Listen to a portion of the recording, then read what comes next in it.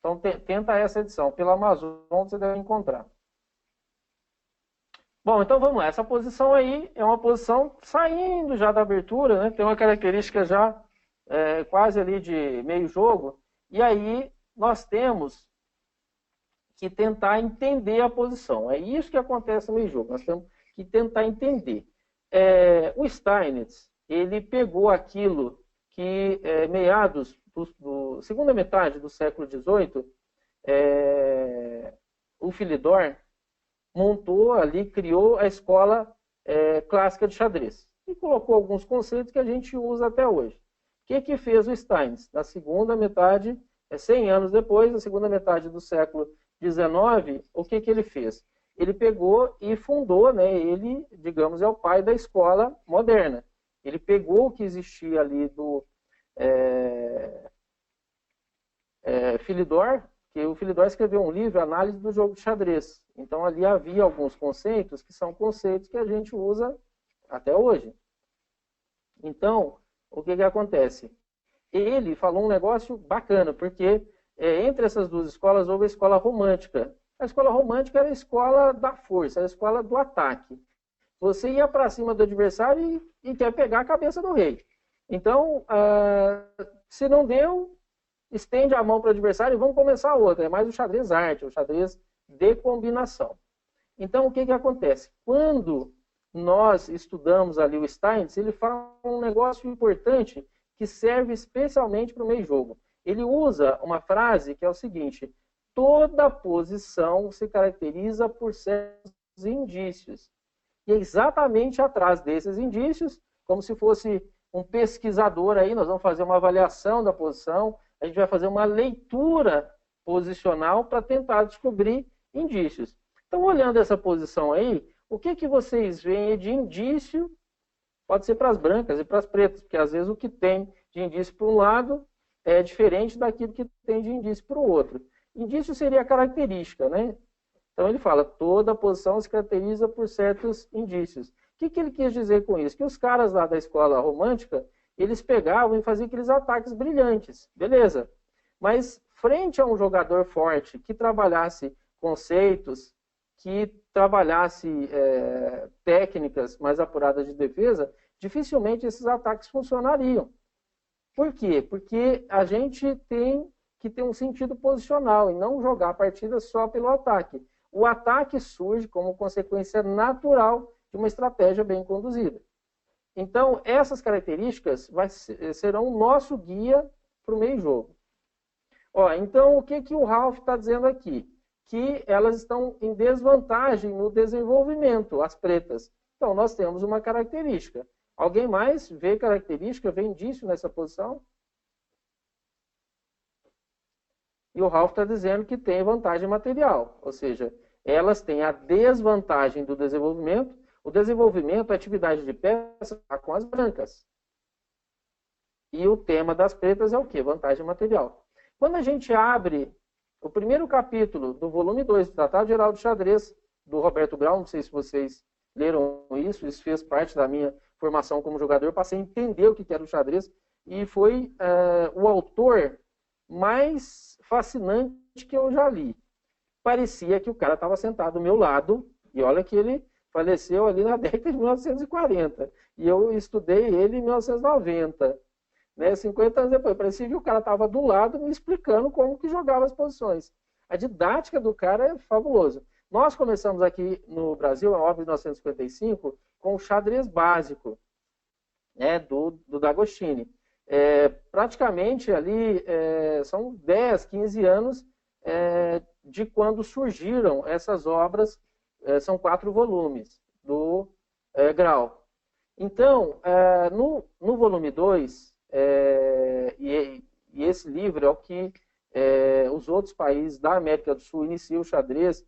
Tem uma edição mais recente, a gente já vendeu ela aqui até de capa preta, o meu é de capa amarela, a editora Sopena, Argentina. E a roupagem mais moderna agora vem da Espanha. Então, no volume 2, ele abre o volume 2, que é um volume sobre tática. Ele abre o volume 2 dizendo o seguinte: no xadrez nós temos o tempo contra o material.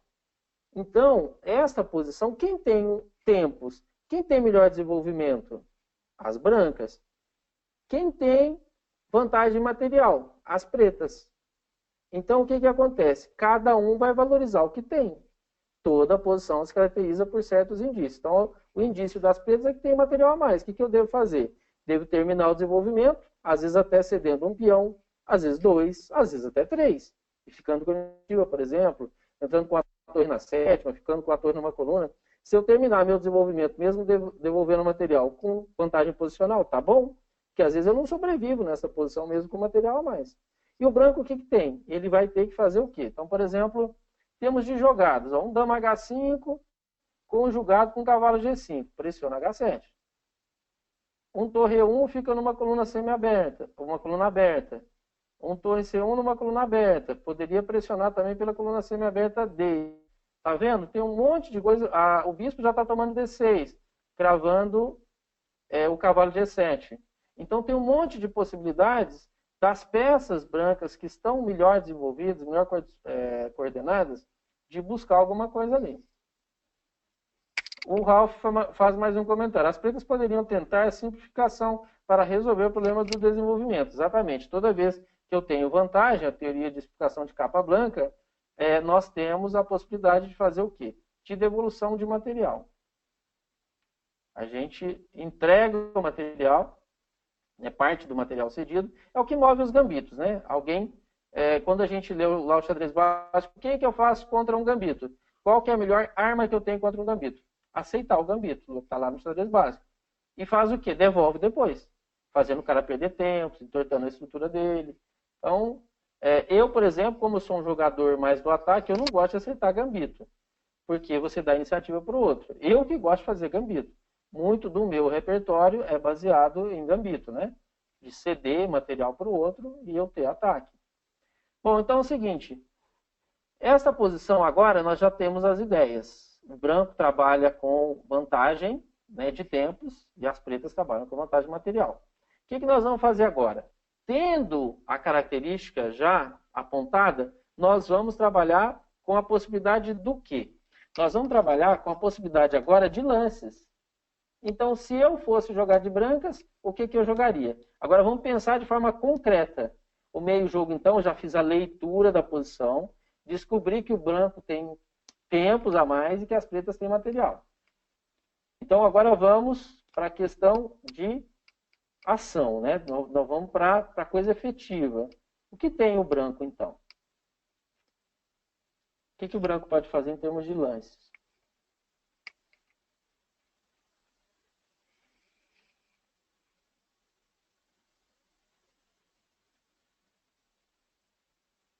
Ó, o Vinícius já está sugerindo a H5, que poderia partir da ideia de fazer um cavalo G5 e atacar H7, por exemplo. Quem mais?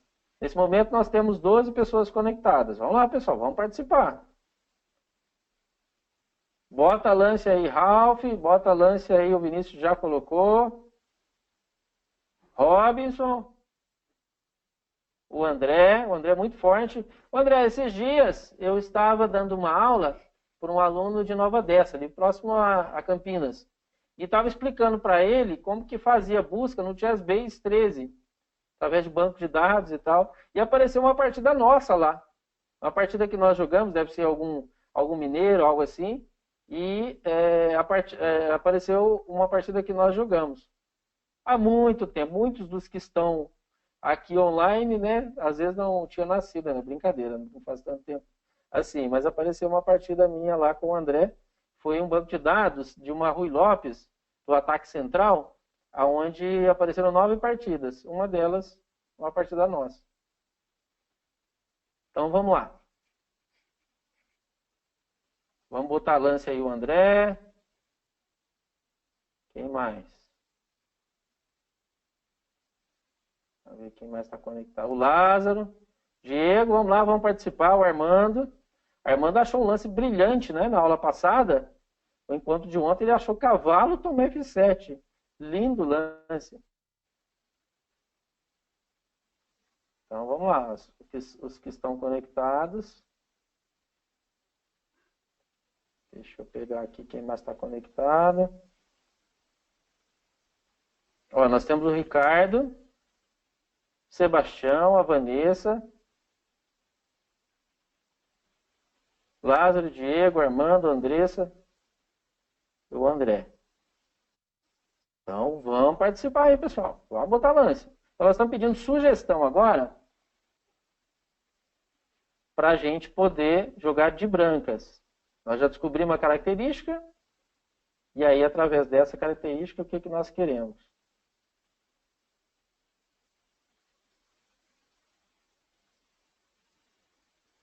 Nós queremos lances. Vamos lá.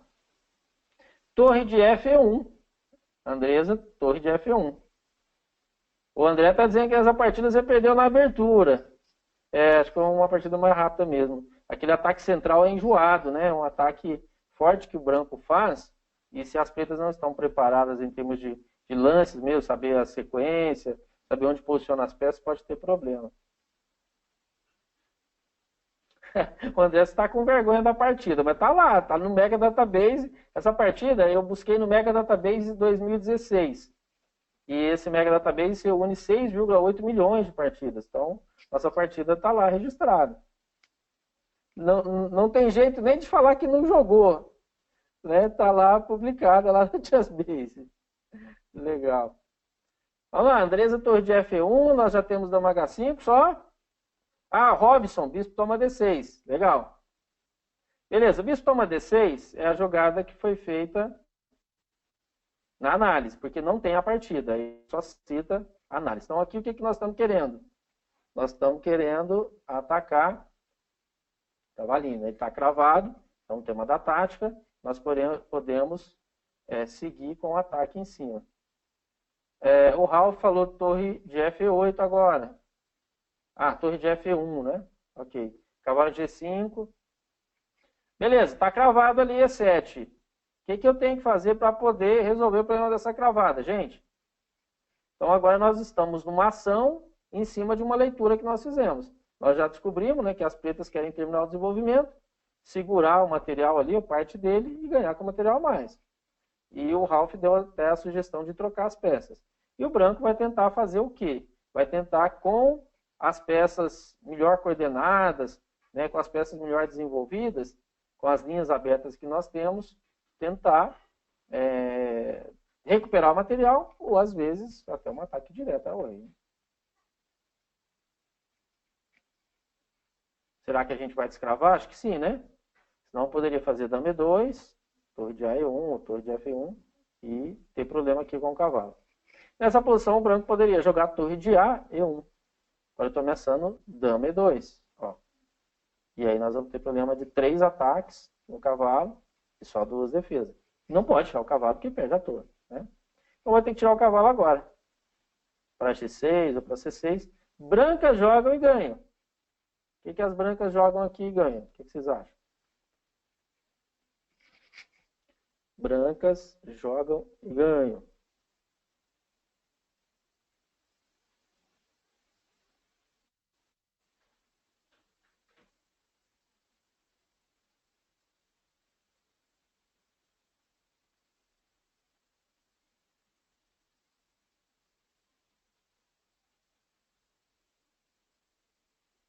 Ó, o Ralph já falou. Tá certo, Ralph.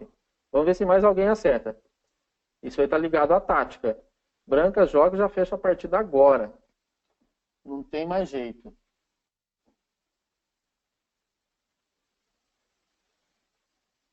Ralph já acertou. Alguém mais?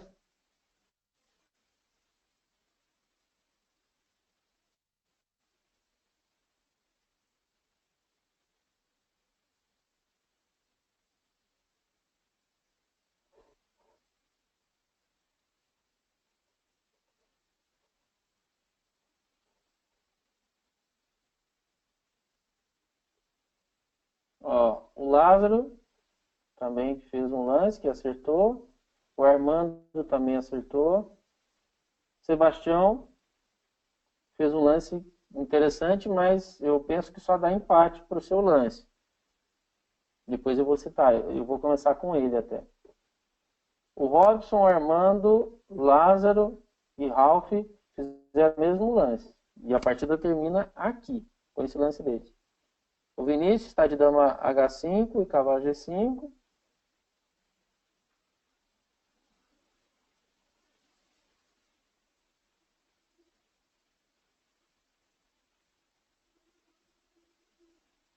E nós temos o lance que indicou o Sebastião. O Sebastião está dizendo para tomar. Aí a tomada só vai dar empate, ó. Porque era bispo C7 lá. E vem cá se jogar, né, nessa sequência, querendo explorar diretamente, né? Então só vai dar repetição. Então, olha só, bispo toma D6, vai ter que descravar, né? Numa posição, com o aluno, ele fez A6. Eu voltei para E2. Saquei de novo. Depois joguei aqui. Aí ele teve que jogar com o rei. Agora eu já fui com o cavalo, tá vendo? Tá tudo em cima. Aqui também dá, ó. Torre K. Foi esse até que eu joguei. E aqui joguei cavalo K, ele jogou F6. Aí eu joguei esse, ameaçando o bispo lá.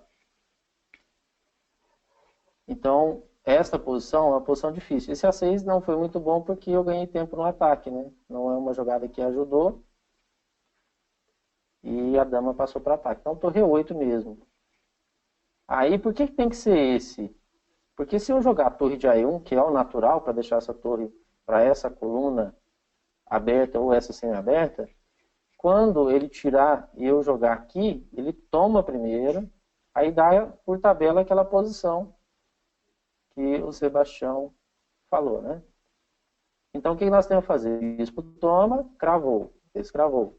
Torre de A1, para não ter o torre toma torre com cheque. Nesse momento agora eu estou ameaçando dama E2. Aí tá perdido, né? Vai tirar o cavalo, aí bispo C7.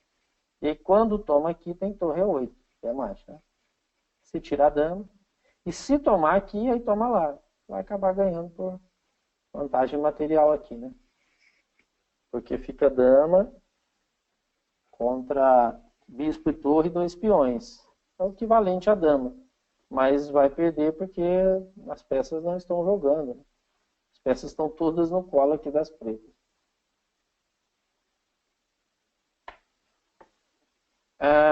O André tá... André, boa. Exatamente, o cavalo C6. O André está dando a sugestão de fazer a retirada do cavalo. Ele falou G6, dá para fazer para C6 também, mas G6. Isso, André, isso aqui é muito comum. Para acabar um pouco a pressão, as pretas devolvem material. Sacrificando a qualidade, né, que é quando você sacrifica um cavalo, um bispo, uma torre por um cavalo, um bispo, com 3, 3,5 pela torre, nós temos um certo alívio na posição. O problema é que está muito atrasado o desenvolvimento. Que agora nós temos bispo e 2 peões, que é parecido a uma torre, né? Materialmente, então, a posição se explica. A questão é que está atrasado o desenvolvimento, e aí vai acabar tendo problema também. Mas talvez seja o melhor plano. Quando a gente coloca isso aqui no computador, essa posição, ele fala para a gente devolver qualidade. Você entrega parte do seu material, ou o material todo, né, para ficar igual ali, para poder aliviar a posição. Isso é um artifício bastante usado. Beleza, essa posição ok. Eu vou botar mais uma, né, que aí a gente cumpre a primeira parte da aula, porque são sempre 2 aulas, né, porque cada aula é de 1 hora, são 8 aulas, e cada dia a gente faz 2. A aula 1, 2 e 3, nós temos 2 sobre o mesmo tema. E a última aula que nós temos 2 temas. Então, cada 1 hora, no último dia, nós vamos trabalhar um tema. Então, a segunda aula de hoje também é meio jogo. E aí eu vou fazer lá no programa, que é um programa que eu tenho usado bastante para o meu treinamento e com os meus alunos. Bom, então eu vou colocar mais uma posição para vocês caçarem o quê? O tema. Segundo o Steinitz, a característica da posição. Isso é o que facilita no meio jogo. Tem aquele monte de coisa acontecendo. Beleza. Está acontecendo um monte de coisa. Joia. Mas o que acontece ali? Tem um tema que orienta a gente. Em meio àquele monte de peça, vai surgir uma característica. E é isso aí que a gente tem que ir em busca. Ok? Então, Vou chamar de novo uma partida.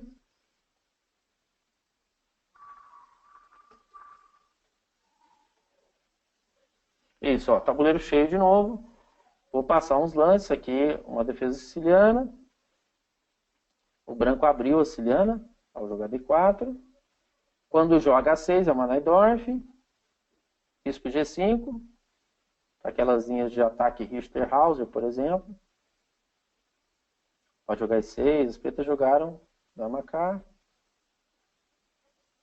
Aí jogou E6, dama D2, bispo E7. Isso também está no estratégia moderna de xadrez. Vocês vão ver que é uma posição de meio jogo. Rei B1. Roque. E tá aí a posição. Então estamos acabando, já tem 10 lances, estamos acabando a parte de abertura, entrando no meio jogo. E nessa posição nós já temos a característica para as brancas e para as pretas. Vamos caçar a característica então? Segundo Stein, toda a posição se caracteriza por certos indícios.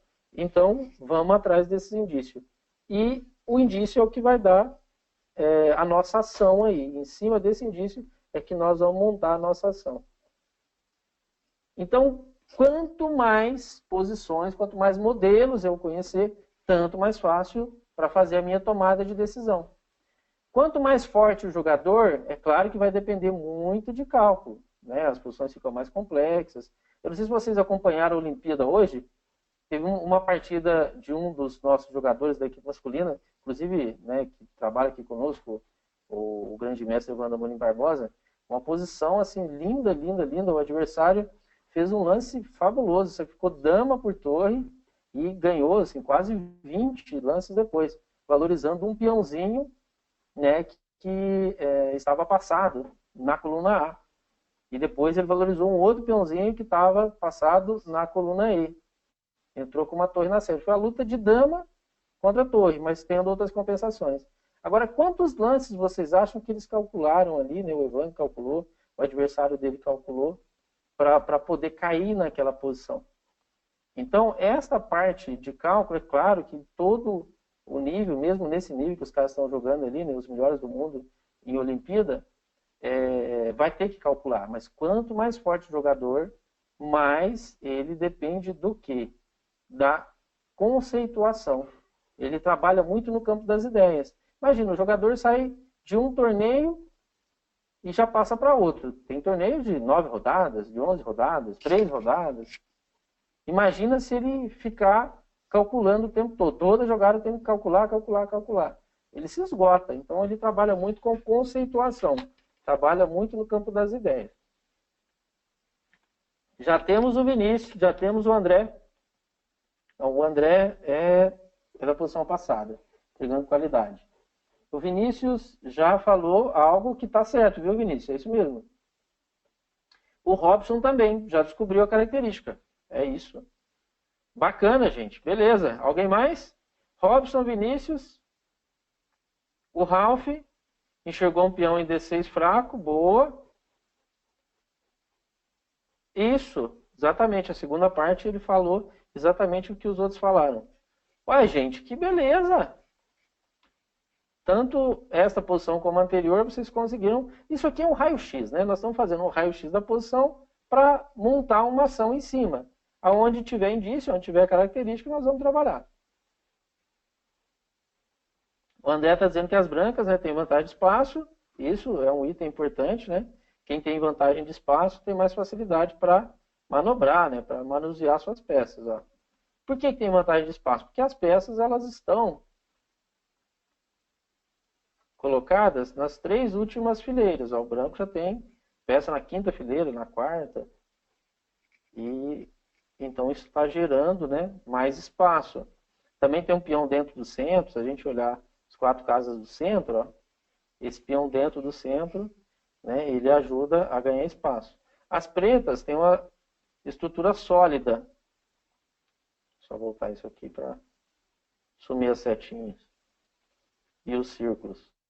Então, é como se fosse fazer uma barreira restritiva, mas esta barreira é um pouquinho mais para trás, tá vendo? Lá em D6 e E6, consegue controlar um monte de casas, mas mais para trás, gera vantagem de espaço. Legal, André, boa observação. Então é o seguinte, o que o pessoal falou? Que nesse momento os reis estão colocados em alas opostas. Isto já gera o nosso plano. Qual que é o plano, então? Atacar o rei do adversário, né, do lado onde não está o nosso rei. Por quê? Porque isso, você pode soltar suas peças todas, pode mandar peão para cima, as peças menores para cima, as maiores e tal, pode mandar tudo para cima, porque não vai expor o seu rei. Imagina se o rei branco estivesse aqui, né? Então são posições que tem que ter coisas especiais. Por exemplo, na siciliana, você ataca fazendo roque pequeno, você ataca também na ala do rei, mas aí você tem os bispos para fazer a proteção. Quando você joga uma Índia do rei, muitas vezes você ataca ali onde está seu rei, mas essas posições você tem o centro fechado. Centro fechado você faz as inserções, né? Faz as rupturas nas alas. Então é algo normal. Então aqui é o seguinte, o que eu poderia pensar em termos de lances?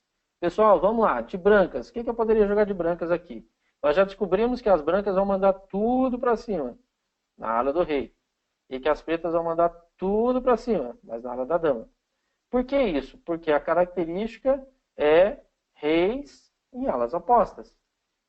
Então, são partidas geralmente violentas, que favorecem jogadores com boa habilidade tática, que encaixa naquela escola que nós falamos, da escola dinâmica.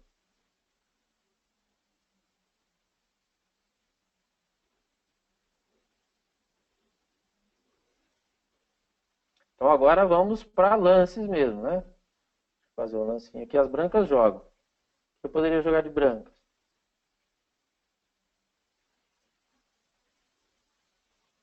Ó, o Vinícius já tá falando de H4 aí. Muito bem, Vinícius. Manda para cima mesmo, tá certo. O Robson, H4 também. Beleza, Robson. Joia, é isso mesmo. E posições jogando H4 aqui, por exemplo, isso aqui sempre ajuda, ó. Ah, vou atacar o bispo, né? Ele não vai conseguir recuar, mas ele não ia recuar para cá. Nesse caso, ele ia recuar para cá, né? Por quê? Porque agora nós temos o ponto de contato. G5, agora é o ponto de contato. Eu teria que chegar com esses peões lá em G6 para ter o contato, né? H6. Agora eu só preciso chegar em G5.